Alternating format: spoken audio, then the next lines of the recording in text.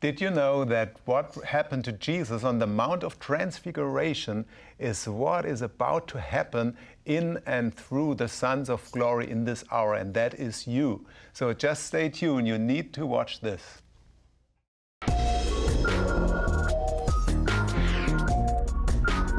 It's your day to receive an increase in the revelation of God's presence and glory, with signs, wonders, and miracles. Welcome to Growing in Glory with George Carl. Welcome to Growing in Glory. This is George Carl, and I'm about to mentor you even more into your glory life, as that's what you have been called to. You have been called to live a life in and out of God's glory here on the earth. And there are some realities that you can find in the Bible that are really predestined for the Church of Jesus Christ to step into in this very special time. As we are entering this third millennium after the resurrection of Jesus, we are entering into a whole new movement of the Spirit of God, which I would call the glory movement. Maybe some other people will call it differently, but I call it the glory movement because it's about restoring the manifestation of the substance of God's glory to the church and to mankind. The whole earth shall be covered with the knowledge of the glory of God as the waters cover the sea. Hallelujah. So today in this show, I want to talk to you about a very special reality that's becoming more and more the portion of those who really believe the full gospel of Jesus Christ.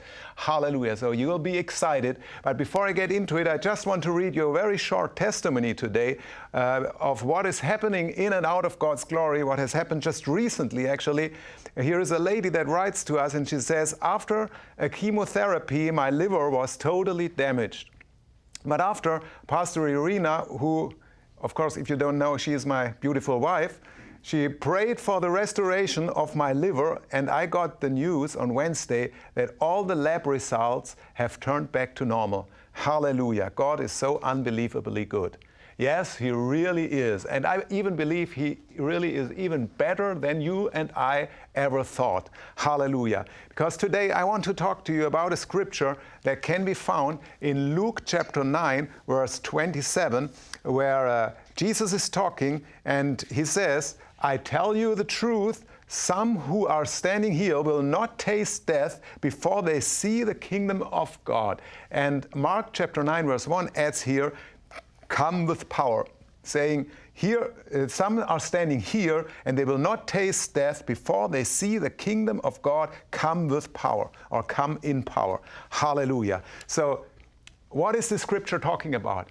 Well, if you think about it, you will find out it can only talk about what really happened since the day of Pentecost, when the Holy Spirit was poured out into the disciples. Because some have come up with the solution and they said, well, Jesus is talking about His second coming here, but that doesn't really make sense because He says, some of you here who are standing here, they will not taste death until or before they see the kingdom of God come in power. And of course, everyone who was standing there with Jesus, they already died, so it can't talk about the second coming of Jesus. So it really has to talk about the coming of the kingdom of God in power through the Holy Spirit. Because before Jesus comes back in person, of course, the Holy Spirit had to come to this earth and bring His person, or He make His person alive to the people of the earth. And that's what happened on the day of Pentecost. So actually, I believe He is talking about the day of Pentecost here. But also, it's very interesting that in all the Gospels where this sentence, this phrase that Jesus uses is mentioned, right after He is talking about the kingdom of God coming with power, obviously talking about the day of Pentecost, right after that, He takes His main disciples, or Peter, John, and James, He takes them to the mount which has become known as the Mount of Transfiguration. And what we see here really is very amazing, because what happens to Jesus here, let me read it to you in Luke chapter 9, verse 27, as it reads here.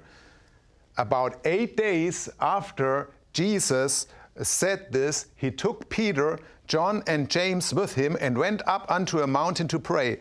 As he was praying, the appearance of his face changed, or was transformed. It's the Greek word metamorphosis. So it's transformation. His face got changed, and his clothes became as bright as a flash of lightning. Two men, Moses and Elijah, appeared in glorious splendor, talking with Jesus. They spoke about his departure, which he was about to bring to fulfillment at Jerusalem. Peter and his companions were very sleepy, but when they became fully awake, they saw his glory and the two men standing with him. As the men were leaving Jesus, Peter said to him, "Master, it is good for us to be here. Let's put up 3 shelters, one for you, one for Moses, and one for Elijah." And it says he did not know what he was saying. He was so overcome by the glory, so he just said nonsense. While Peter was speaking, a cloud appeared and covered them, and they were afraid as they entered the cloud. A voice came from the cloud saying, "This is my son, whom I have chosen. Listen to him." When the voice had spoken, they found that Jesus was alone. The disciples kept this to themselves and did not tell anyone at that time what they had seen. So this is the story of the so-called transfiguration of Jesus on the Mount of Transfiguration. And what you can see happening here is really Jesus being transformed from the inside out by the glory of God, really literally becoming one with the glory of the Lord on this Mount of Transfiguration. The glory radiating from him so strongly that even Peter, he didn't really know what to say anymore, because he got so overwhelmed by this glory that was coming out of Jesus, emanating from him in this hour. And now here comes the amazing thing, really. People always read this scripture and they say, "Oh, wow, Jesus, so amazing, so powerful, what he experienced and what the disciples experienced with him, so powerful." But you know what? I believe what happened to Jesus here on the Mount of Transfiguration actually is a prototype for what really is about to happen to us as believers, as sons and daughters of glory. It's a prototype for what we really are, what we truly are. We are carriers of his glory. We are carriers of the same substance that Jesus was carrying. We are glorified with him. We already saw that in a previous program from Romans chapter 8, verse 30, where he says, whom he has justified, he also glorified. We are glorified with Jesus. So we need to get ready really to carry this glory of the Lord in a way that it really emanates from the inside out from us to the people around us, and that we really literally get transfigured in this very same glory. Because, you know, glorification and transfiguration are quite synonymous words. It's really quite a bit the same. So actually, you could put it this way: transfiguration leads to glorification.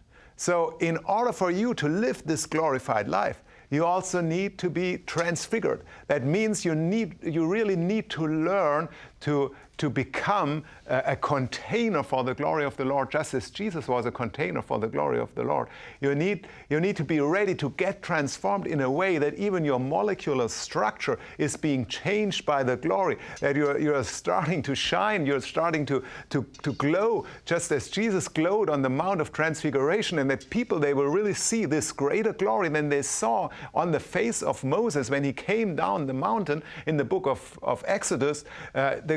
Paul said in 2 Corinthians 3 that the glory that would emanate from us as believers would be even far beyond the glory that had emanated from Moses in the book of Exodus. So it is so important really to grasp the Mount of Transfiguration. What you can see there as you look at Jesus, that's rather a picture of who you are and what you are supposed to be and what's going to come out of you and emanate from you as you go in faith into the full gospel of Jesus Christ. So as we come back, I'll get deeper into that, so stay tuned, just a very short break. Dr. George Karl is an apostolic leader of Glory Life, a network of churches based in Stuttgart, Germany, and the head of a worldwide ministry that trains and equips multitudes through power evangelism, signs, and wonders. For more than 26 years, God has taught George how to minister in the supernatural realm of His glory. Thousands of people have received Jesus as their personal Lord and Savior, and many have experienced unusual miracles and have been healed of countless diseases. Heavenly joy, love, and freedom accompany George Karl's ministry. Many encounter a real touch from God as they learn how to reach their full potential in the Messiah. George's passion is that the body of believers would receive a fresh and profound revelation of God that will enable them to fulfill their supernatural calling as a son of glory. Check out all the resources available to equip you to grow and perfect your faith. And like and follow us on Facebook.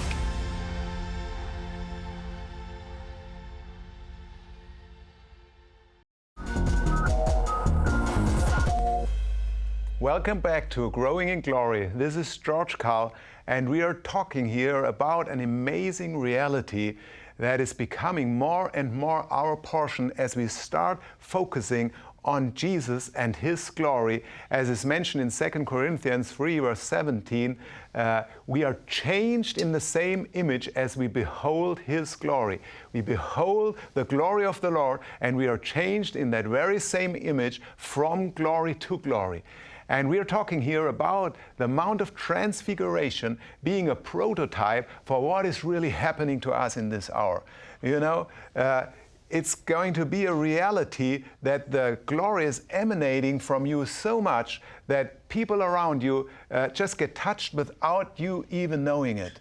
You know, I remember, for example, one day the Lord was showing me this reality in my own life. One day I was standing on a ladder trimming a thuja tree outside of my house. I was standing on a ladder maybe about 10 feet above the ground. I was standing on that ladder trimming that thuja tree, not looking behind me or anything, not thinking about anything except for just getting that tree trimmed in the right way, when suddenly down there in the street behind me, a lady was crying and she was shouting and saying, "I'm healed, I'm healed, I'm healed." And I was just turning around and saw a lady that I actually knew. She had just come by, and she felt the glory of the Lord coming out of me somehow. She got close to the ladder, and once she got close to the ladder, she felt that all the pain that she had in her body, I mean, I think it was hip pain and knee pain. She had problems moving, and all the pain left her, and she was dancing up and down and saying, "I am healed, I am healed."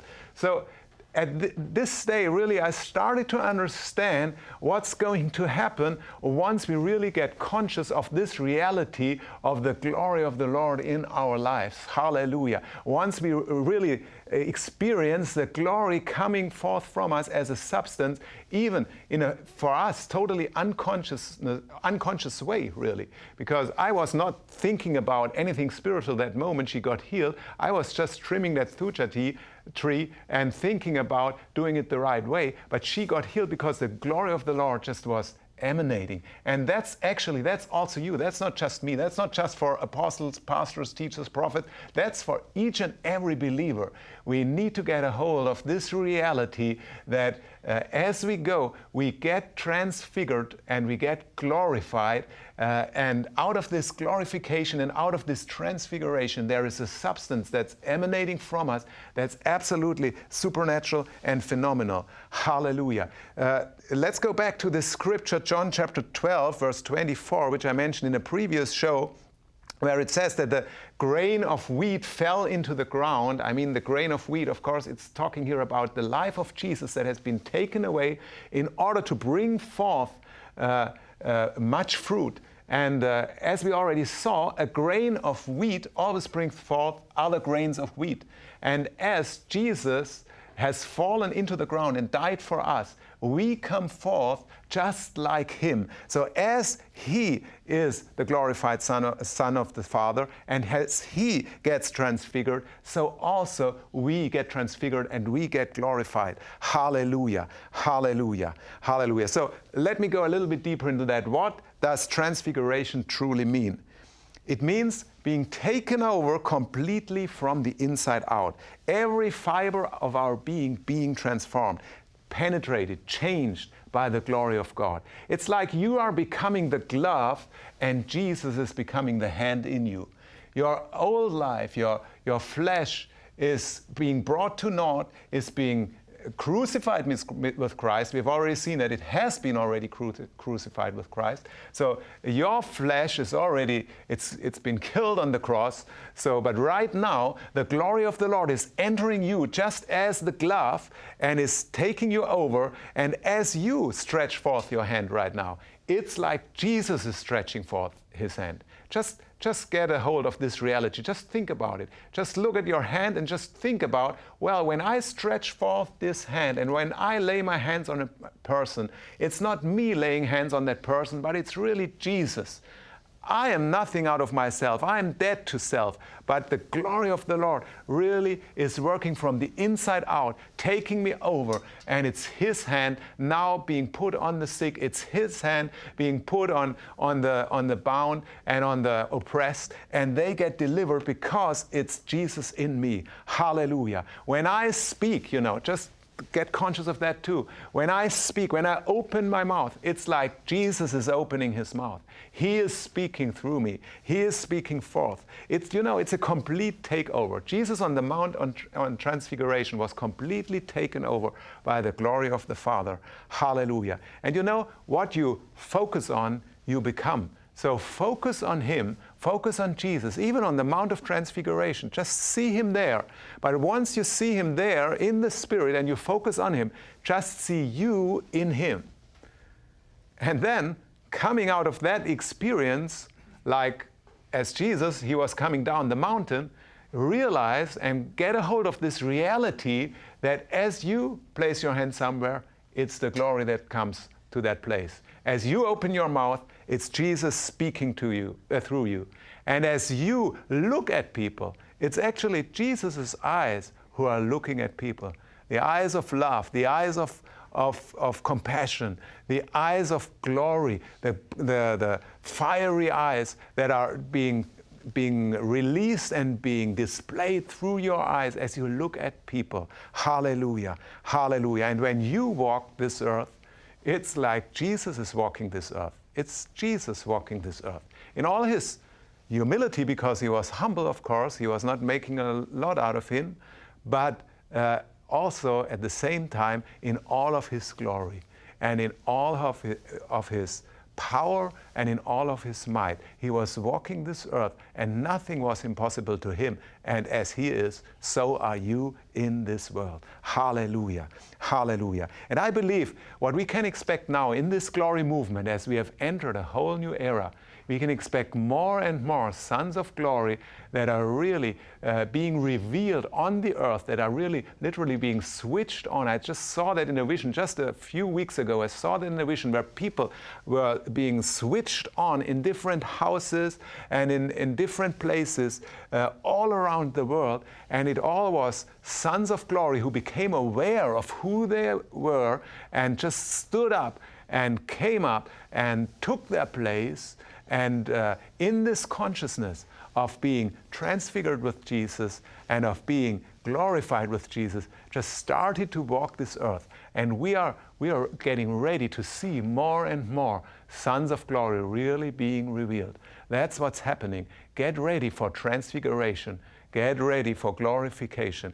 Get ready, folks. Hallelujah. Romans 3, verse 23 says, we have all fallen short of the glory, but we become righteousness in Christ freely by his grace. So it's not you. You are nothing in yourself. I have to stress that again and again. You don't make anything out of yourself. I mean, on the side of the natural man, there is nothing that you have to bring or you can bring from yourself, but it's about being taken over completely by this glory of the Lord that he has prepared for you and that he has destined for you. So get ready to really tap into that flow. And just as the early church started manifesting that surpassing glory, we are getting ready to even manifesting, surpassing the early church's glory to this world. Hallelujah. Praise God. So get ready as I'm going to minister to you in this next segment. Just a very short break. Until then. Is it really possible to live constantly in the supernatural realm of God's glory here on earth, where miracles, signs, and wonders become commonplace? George Carl says yes. Dr. George Carl's powerful book, Journey into Glory, contains a comprehensive and systematic revelation of how to access the manifest glory of God in a way never thought possible before. You will learn how to recognize the glory of God, understand how to tap into God's glory, discover what it means that you are seated in heavenly places with Jesus, begin to demonstrate God's supernatural reality in this world. The glory of God is the radiation which surrounds God's person and is the perfect expression of His being. Purchase your copy of Journey into Glory, as well as his book, Sons of Glory, both available on Amazon. For more information about George, visit his website, glorylife.net, or contact him at contact@glorylife.net. He would love to hear from you. Welcome back to Growing in Glory. This is George Carl, and we have just seen that the Mount of Transfiguration and what happened on that mount to Jesus actually is a prototype for what is supposed to happen to each and every believer, and what is supposed to be displayed also on a continuous basis through each and every believer, which is the glory of the Lord taking us over from the inside out and emanating from us to the people all around us. And now let me tell you what the key really is for you in order to manifest that reality on a continuous basis. It's just one word that I want to share with you there, and it's the word yielding. You need to yield to this reality. You just need to yield to what Jesus has already accomplished. You just need to yield whatever your circumstances, whatever your situation right now might be. Even if you right now, maybe you are in a difficult situation, maybe right now you're going through something, you're going through stuff. There are things going on in your life that are not very pleasant. But let me tell you something. The Bible has a very clear promise for you. It's 2 Corinthians 4, verse 17, and I read it from the Amplified Bible. It says, "For our light momentary affliction is ever more and more abundantly preparing and producing and achieving for us an everlasting weight of glory beyond all measure, excessively surpassing all comparison and all calculations, a vast and transcendent glory and blessedness never to cease." So I really love this translation. It's awesome, isn't it? An even greater weight of God's glory is waiting for you. Once you are getting in rough waters, just rejoice, because you know there is a greater glory behind that that's awaiting you. You just yield to what the Lord is doing. You just yield to His presence. You just yield to His glory. And even through some sufferings of your soul, the transformation, the transfiguration, and the glorification of every fiber of your being even will progress even more. Hallelujah. So this is really your time to press into more of God's glory in your life. This is your time really to press into transfiguration and glorification. Hallelujah. Let me read before we pray and before we receive impartation from this glory realm of God. Let me read to you a prophecy that has come forth through the late Kenneth E. Hagin Sr., as the Lord allowed him to get a glimpse of the future of the body of Christ, and it is from about the year of 2000. That is just on the verge of the new millennium. He got this prophecy, and he said the following. He said, "In the last days there will be those who will walk this earth like God. They will speak like God and act like God. Religious people will accuse and ridicule them, saying they think that they are something special. They even think that they are God. And the Spirit of God says, no, they are not God. They are children of God, messengers of God, that have been sent out to perform the works of God. In this hour, at this time, you and I will take our places, and the world will be amazed. They could never have imagined that, in their eyes, an ordinary person could walk with such power and authority. Yeah, a new breed will rise up and go forward. They will not fear the devil. They have no fear of people, and they will speak in boldness and challenge the strongholds of the devil. And there will be great trembling, but those standing firmly on the rock will rejoice over the storm. And this body, talking about the body of Christ, will get up just like a huge giant. He'll shake off everything that hinders him and break the bondage of traditions and religion that have held him back. A new group of people will arise in these days, a brand new breed. An army of men and women will arise. They know their rights and privileges in Christ, and they will walk in all that already belongs to them. Hallelujah. You know, I believe the time that was shown to Kenneth E. Hagin, that this time is now. It's now over 20 years after he got this prophecy, but I believe as we have entered that third millennium, as we have entered that glory movement that's now all over the world and really springing up all over the world with the sons of glory that are being revealed, this prophecy really is coming to fulfillment. You know, there is no limit for what God can do through you as you are a yielded vessel to Him. There is no limit for the glorious fruit that's going to come forth out of what you are doing and accomplishing on this earth as you just yield to this greater glory. Hallelujah. You are just passing through some troubles maybe, but you are looking on His glory. He is the author. He is the perfecter of your faith. You just keep your eyes on Him, and you will see an even greater weight of His glory is going to invade your life. So just right now, get ready as we pray. Just get ready to yield to this glory. Father God, in the name of Jesus, we yield to your glory.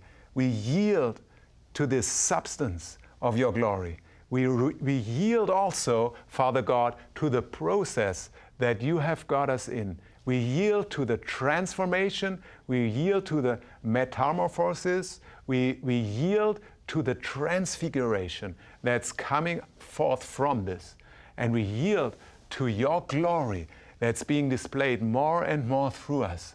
We are the gloves, Lord. You are the hand. Just live through us. Speak through us. Walk through us. Talk through us. Lay hands through us. Just do whatever is needed as we yield to you in the name of Jesus. Hallelujah. Father God, we thank you, and I thank you right now for each and every one who is watching this show. Thank you that you're really bringing them into a whole new dimension of your glory in this time and hour.